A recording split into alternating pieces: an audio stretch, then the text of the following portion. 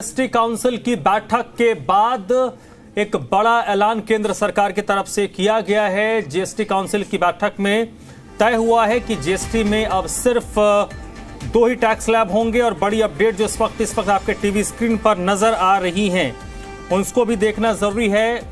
Pencil, sharpener, health और life insurance, colour, copy, eraser, रोटी, पराठे, ब्रेड, छेना, पनीर, पाउडर दूध, पिज्जा, जीवन रक्षक दवाइयां, इन पर अब किसी तरीके का कोई टैक्स नहीं लगेगा। बड़ा ऐलान और ये सबसे राहत की बात है कि इन चीजों पर कोई टैक्स नहीं लगेगा। 5% की स्लैब देख लीजिए। हेयर ऑयल, साबुन, shampoo, toothbrush, shaving cream, butter, घी, चीज, नैपकिन, डायपर, बर्तन, chocolate, coffee, ice cream, mineral water, tractor tyre, tractor parts, ये वो चीजें हैं जिस पर 5% जीएसटी लगेगा। तो ये पहले अभी जो आपकी टीवी स्क्रीन पर तस्वीरें नजर आ रही हैं, जो टेक्स्ट आपको दिखाई दे रहा है, 0% का जो टैक्स स्लैब है, यानी जिस पर कोई टैक्स नहीं लगेगा, वो सबसे महत्वपूर्ण है। तो ये 0% का टैक्स स्लैब है। 5% वाला टैक्स स्लैब देख लीजिए। हेयर ऑयल, साबुन, shampoo, toothbrush, shaving cream, butter, घी, चीज, नैपकिन, डायपर, बर्तन, chocolate, coffee, ice cream, mineral water, tractor के टायर्स और ट्रैक्टर के पार्ट्स।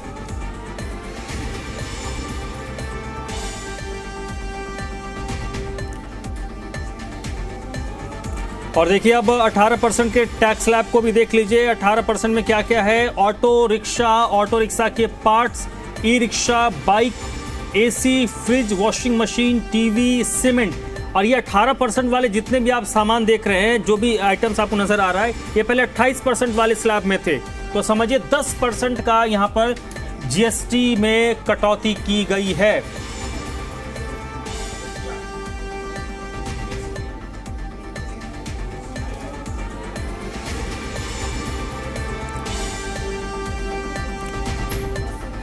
और इसमें सबसे बड़ी बात यह है कि पेट्रोल, डीजल, एलपीजी जैसे चीजों पर किसी प्रकार की कोई चर्चा बैठक में नहीं हुई है।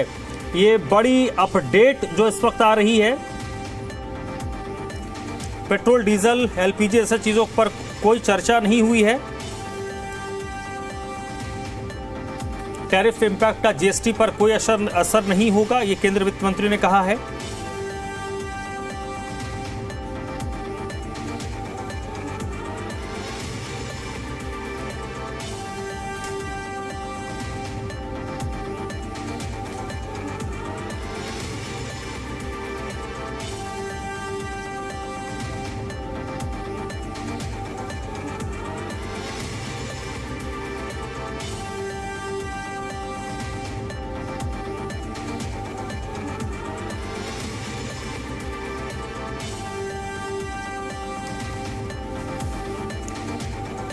तो और आपके टीवी स्क्रीन पर आपको नजर आ रहा होगा क्या सस्ता हुआ, क्या महंगा हुआ।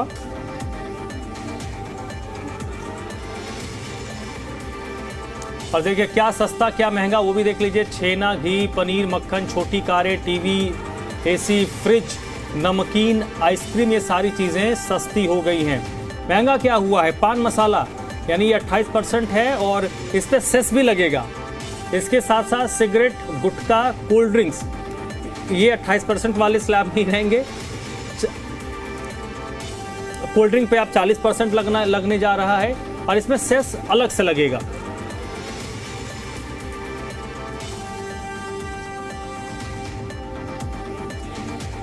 सीमेंट पर अब 28 की जगह अब 18% का जीएसटी लगेगा।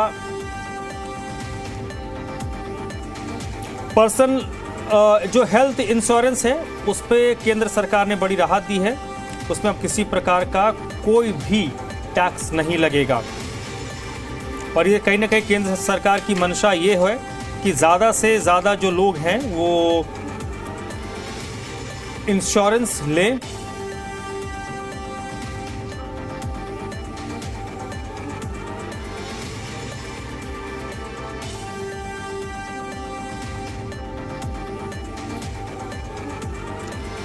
और देखिए जो सामान महंगे होंगे, पान मसाला, सिगरेट, गुटखा, इन पर 40% का जीएसटी लगेगा।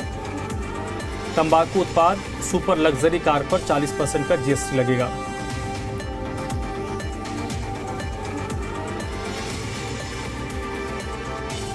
और 5% के जीएसटी स्लैब में क्या क्या है वो देख लीजिए। हेयर ऑयल है, साबुन, shampoo, toothbrush, shaving cream, butter, घी, चीज, नैपकिन, डायपर, बर्तन, chocolate, coffee, ice cream, mineral water, tractor tyre, tractor parts. तो चलिए वित्त मंत्री ने क्या कहा है वो भी सुन लीजिए। Tariff turmoil is not a matter which influenced the GST reform, because we've been at it now for more than 1.5 years.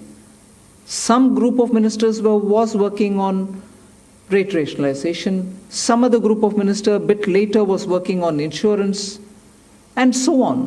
And compensation cess was a reality, that it is going to end the moment you paid back the loan. None of this has anything to do with the tariffs. So, no, there's nothing to do with the tariffs at all. One. Second, you were talking about petrol, diesel, 8 states. No, none of that was subject of our discussion, because that is not part of the GST Council at all. प्रधानमंत्री नरेंद्र मोदी का GST council के बाद जो बैठक हुई है उस पे जो फैसला हुआ उसके बाद ट्वीट करके उन्होंने इस फैसले की सराहना की है और उन्होंने इसका जिक्र ही इस ट्वीट में शुरू किया है, इस अपने एक्स के पोस्ट पर। इंडिपेंडेंस डे स्पीच पे जो मैंने कहा था उसको जीएसटी रिफॉर्म के तौर पर उसको इम्प्लीमेंट किया गया और इससे ये आम देश का नागरिक, किसान, एमएसएमई, मिडिल क्लास और महिलाएं और यूथ को फायदा देगा।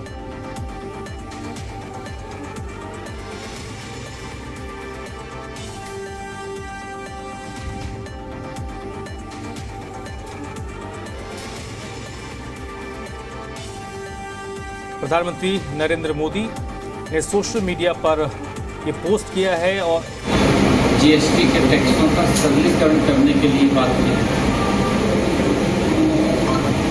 और ये मोदी की गारंटी है। मोदी जी जो बोलते हैं उसको पूरा करते हैं।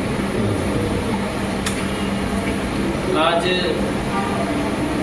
जीएसटी काउंसिल की 56वीं बैठक थी। इस बैठक में हमारे भारत सरकार की वित्त मंत्री निर्मला सीतारमण जी और वित्त राज्य मंत्री और हमारे सभी फाइनेंस मिनिस्टर, प्रदेशों के मुख्यमंत्री, उप मुख्यमंत्री और सभी वित्त मंत्री आज इस जीएसटी काउंसिल की बैठक में उपस्थित थे। टैक्सों के सरलीकरण का आज एक मुफ्त निर्णय लिया गया, सभी ने उसका स्वागत किया है। कुछ टैक्स 18% जो स्लैब बनी हुई थी 5, 12 और 27, 18, 27 उनको कम किया गया है। कुछ को 18% में रखा गया है और कुछ को 5% में किया गया है और कुछ को 0 भी किया गया है। 0% भी किया गया है, 5% और 18% की ये रेशनलाइजेशन किया गया है। इसके लिए मैं आदरणीय प्रधानमंत्री जी का दिल से धन्यवाद करता हूं कि उनके नेतृत्व में आम जन को एक बहुत बड़ी राहत इस टैक्स रेशनलाइजेशन के माध्यम से मिलेगी। इसमें चाहे हेल्थ इंश्योरेंस की बात हो या री इंश्योरेंस को मुक्त करने की बात हो, क्लासिफिकेशन ऑफ रेट्स को बेहतर करने की बात हो, लगातार आदरणीय मोदी जी के नेतृत्व में बड़े सुधार किए जा रहे हैं। जब ये 2017 में वन नेशन वन टैक्स और वन बाजार आदरणीय प्रधानमंत्री जी ने कहा था, एक बड़ा सुधार इसमें आज की जीएसटी काउंसिल की बैठक में लिए गए हैं। मैं देश के यशस्वी प्रधानमंत्री आदरणीय मोदी जी का और वित्त मंत्री निर्मला सीतारमण जी का धन्यवाद करता हूँ। ईवी व्हीकल्स वगैरह को खासकर फायदा होगा।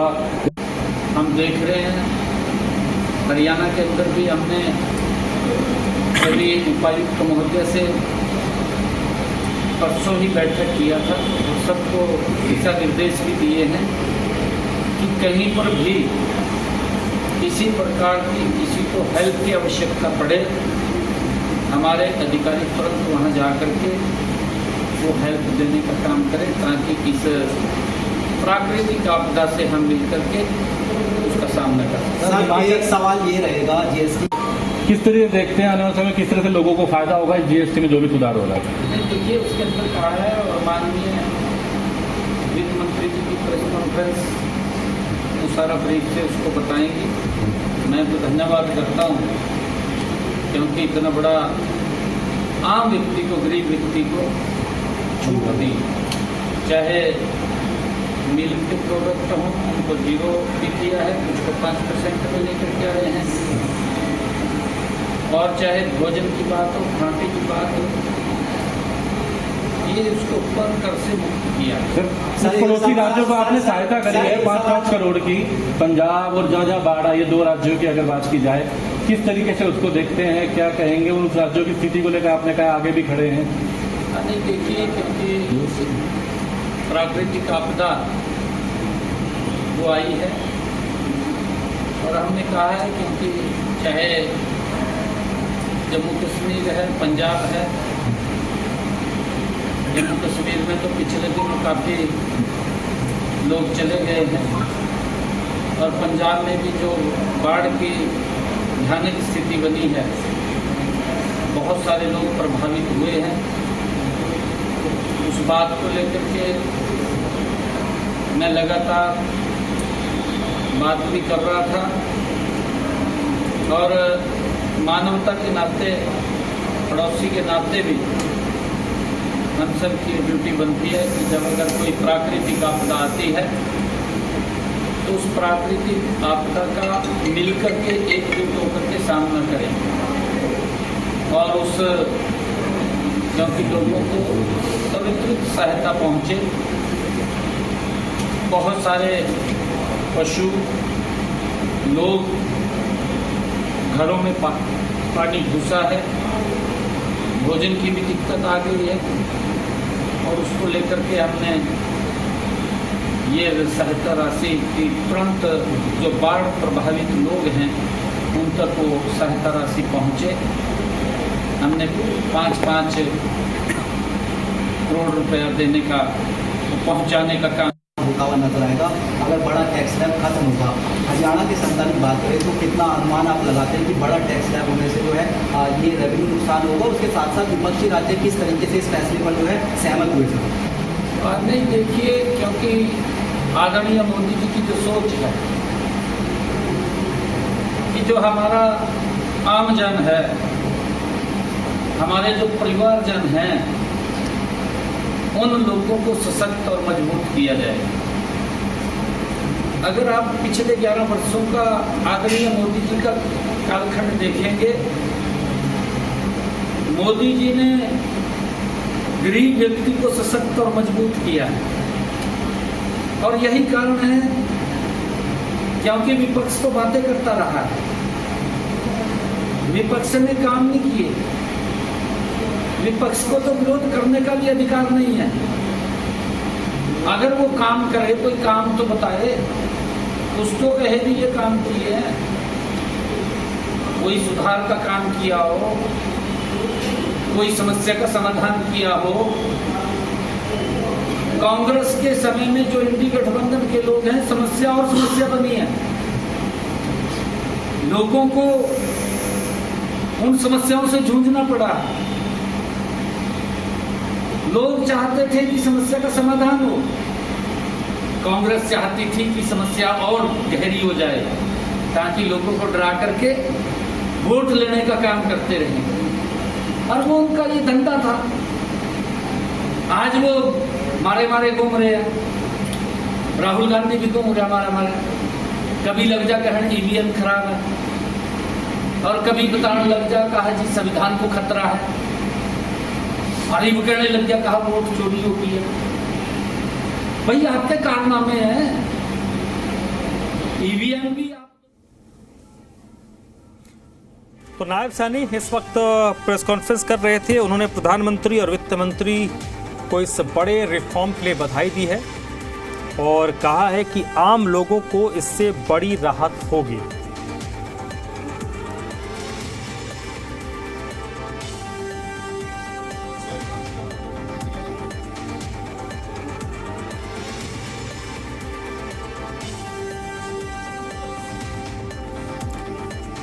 और इस वक्त मेरे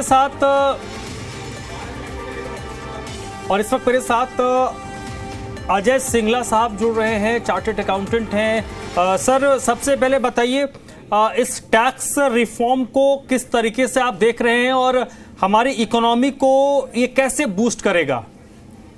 देखिए, सबसे बड़ी बात ये है कि जो अभी जो एक फेस्टिव सीजन के टाइम पर ये जो टैक्स का जीएसटी का रेट जो कट किया जा रहा है, जो कि फर्स्ट नवरात्र 22 सितंबर से स्टार्ट हो रही है, उस दिन से एप्लीकेबल होगा। फेस्टिव टाइम पर जो डिमांड आएगी, जब अभी तक क्या हो रहा था कि जो कंजम्पशन की जो परचेजेस थी वो काफी लोगों ने होल्ड कर रखी थी वो, तो अभी इससे क्या होने वाला है कि आने वाले टाइम में इससे एकदम सेल बढ़ने वाली है। थोड़ा सा 15-20 सितंबर का फर्स्ट हाफ जो है वो थोड़ा सा इजी जाएगा, उसके बाद एकदम बूस्ट आने वाला है। जब कहीं सी टैक्स का रिफॉर्म होता है तो उससे क्या होता है, कंजम्पशन बहुत ज्यादा बढ़ता है। सपोज जैसे अगर हम देखें बैंक में जाते हैं, पहले खाने पीने के ऊपर 12% 18% जीएसटी लगता था, और जब से जीएसटी को 5% किया गया खाने पीने पे, रेस्टोरेंट वगैरह पर, रेस्टोरेंट में कितना बड़ा बूम आया हुआ है। तो जब हम टैक्स का जैसे कहते हैं कि जब टैक्स का रिफॉर्म होता है, जिस हिसाब से ये प्रधानमंत्री जी ने 15 अगस्त को लाल किले से अनाउंस किया था कि हम जीएसटी के रेट कम करने वाले हैं, और ये पहली बार हम इतिहास में देख रहे हैं कि अभी 15 दिन हुए हैं, 18 दिन हुए हैं, और 18-19 दिन के अंदर ये अनाउंसमेंट हो जाती है और अप्रूव भी हो जाता है, और जो कि 1-1.25 महीने के अंदर इम्प्लीमेंट भी हो जाएगा। तो इससे क्या है कि अब हम किसानों की बात करते हैं, किसानों के कुछ इक्विपमेंट जो 18% की कैटेगरी में 5% कर दी है, खाने पीने की जो मोस्टली जो आइटम्स है वो 5% कैटेगरी है, 0% कैटेगरी में आ गए हैं। तो और अभी जो हाईएस्ट जो टैक्स लेवल हमारा 28% होता था, उसको बढ़ाकर 28% की जगह 40% कर दिया गया है। उससे क्या होगा, जो जीएसटी पे जो सेस लगता था, जो कि 15 से 20% तक का सेस होता था, वो सेस खत्म हो जाएगा वो सेस। तो उसमें भी राहत है। कुछ लोग कंफ्यूज करने के लिए बोलेंगे 28% से 40% कर दिया गया। 40% नहीं हुआ है, वो पहले 40% या 48% था, उसको 40% कर दिया है। तो ये आने वाले टाइम में अभी फिलहाल गवर्नमेंट का जो रेवेन्यू है वो अभी 48,000 से कम होने की उम्मीद है। बट मेरा ऐसा मानना है, जो चार्टर्ड अकाउंटेंट है, जो इकोनॉमिस्ट, आने वाले कुछ समय में, कुछ महीनों में ये इसकी क्षतिपूर्ति कर ली जाएगी, जैसे हमारा कंजम्पशन बढ़ेगा। सर, इसमें एक सर आपने जैसे जिक्र किया, अभी मैं सुन रहा था, वो वित्त सचिव बता रहे थे 40 या 48 हजार करोड़ उन्होंने बोला, एग्जैक्ट मुझे ध्यान नहीं आ रहा, जो भी आपने शायद 40 का, वो शायद 48 कह रहे थे। 48,000 करोड़, हाँ, 48,000 करोड़ का डेफिसिट होगा इससे।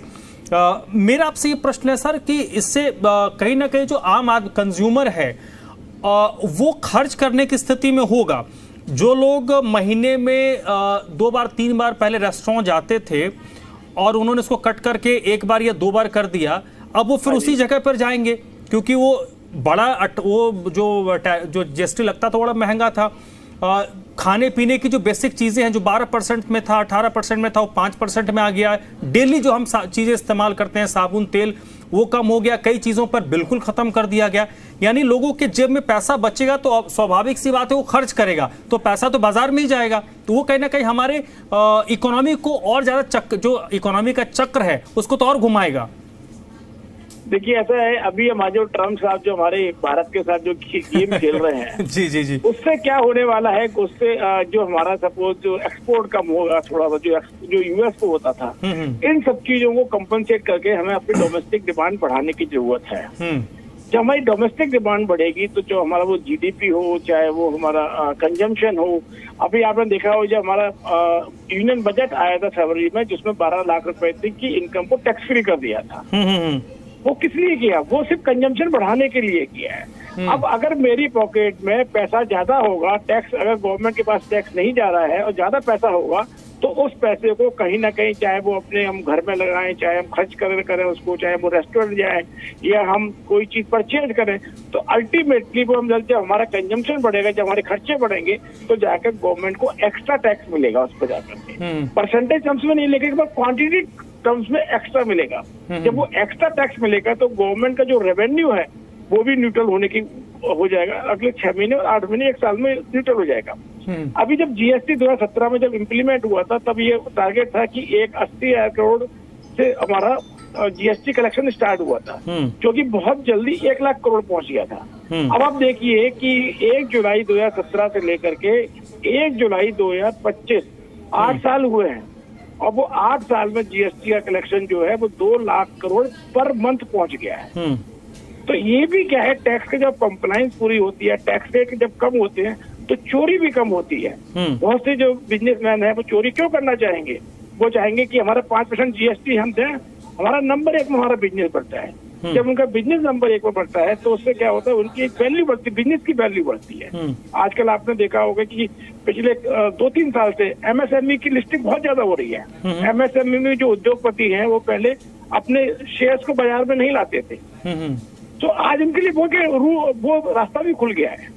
तो जब टैक्स का किसी का रेट कम होगा तो ऑब्वियसली वो कंप्लायंस ज्यादा होंगी और कहीं ना कहीं गवर्नमेंट का रेवेन्यू आने वाले टाइम में बढ़ेगा, और साथ ही साथ कंज्यूमर जो है उसकी तो चांदी है ही है। बिल्कुल।